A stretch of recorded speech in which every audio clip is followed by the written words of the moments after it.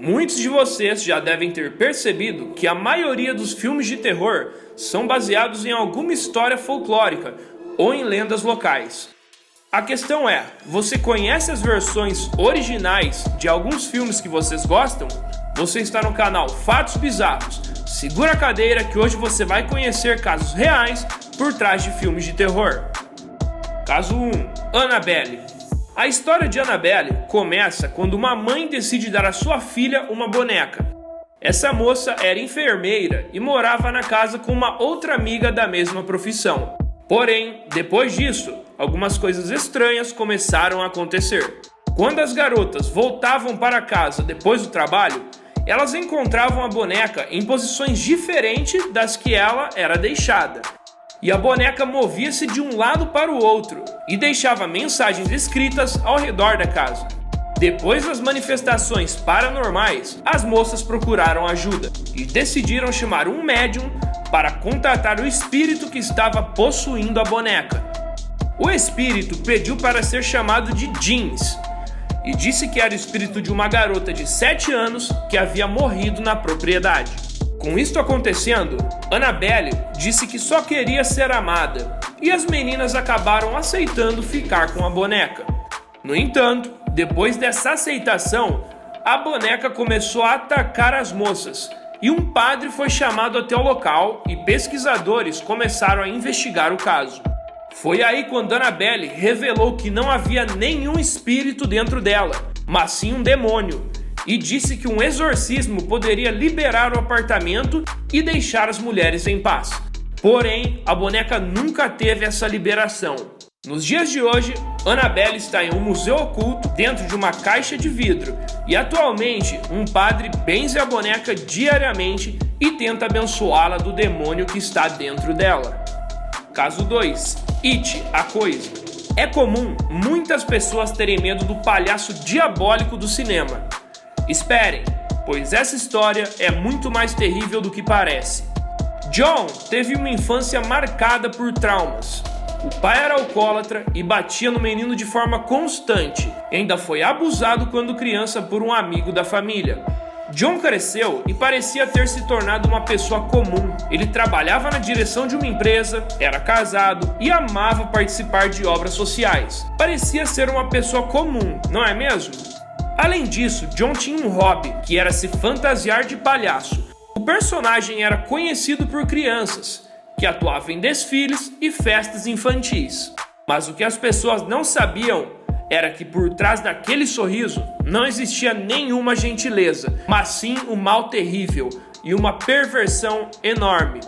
Foi aí que entre os anos de 1972 a 1978 que John, o palhaço, abusou e matou mais de 33 crianças e jovens. Raptando as vítimas, ele as torturava, abusava delas e finalmente as matava.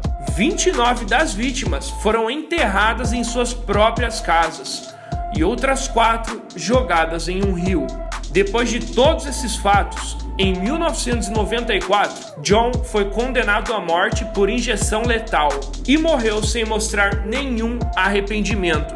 Curiosas foram as suas últimas palavras. Ele disse para que o matassem logo, para que ele nunca mais voltasse a esta realidade. Caso número 3. Chuck, o brinquedo assassino. Talvez você pense que bonecos diabólicos não existam, mas depois dessa história, talvez você mude de opinião. Este caso aconteceu há muitos anos na Flórida. Eugene recebeu uma boneca feita por um de seus empregados. Este empregado praticava bruxaria. E com o passar do tempo, Eugene percebeu que não se tratava apenas de um mero brinquedo. O boneco tinha vida própria. Sendo assim, Eugene passou a chamar o boneco de Robert. Porém, alguns eventos paranormais começaram a acontecer em sua casa. Alguns objetos começaram a voar, colidindo com as paredes, e algumas crianças diziam que era por conta de Robert, o boneco. Com o passar dos anos, Eugene veio a falecer, e Robert, o boneco, foi parar nas mãos dos novos proprietários da casa. Eles tinham uma filha de 10 anos, que logo começou a ficar fascinada com o boneco, até um dia que o mesmo tentou matar a menina. Nos dias atuais, o boneco Eugene vive em um museu na Flórida. E de acordo com a dona dele, quem quer tirar foto com o boneco deve pedir permissão, pois as consequências podem ser trágicas.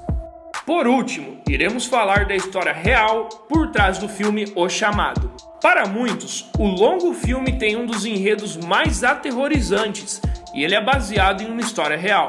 Em um castelo no Japão, havia um samurai que era apaixonado pela sua empregada. O samurai estava disposto a se separar de sua esposa e se casar com a mulher. No entanto, a mulher não aceitou e ainda disse que não aceitava nem ser a sua mera amante. Por conta do episódio de rejeição passado pelo samurai, o mesmo veio a perder a sua sanidade mental e decidiu pregar uma armadilha na garota. Como ela era sua empregada, ele a deu uma tarefa, que consistia em ela cuidar de 10 pratos de ouro da família do samurai. E assim, o samurai decidiu esconder um dos pratos para depois ameaçar a garota, acusando ela de roubo. Depois do acontecimento, a garota teve duas opções: ser a namorada do samurai ou ser executada como uma ladra. Ela, num ato de desespero, decidiu tirar a própria vida. E assim, naquela noite, ela se jogou para dentro de um poço. Sendo assim, depois da morte da garota, o samurai começou a ver o seu espírito.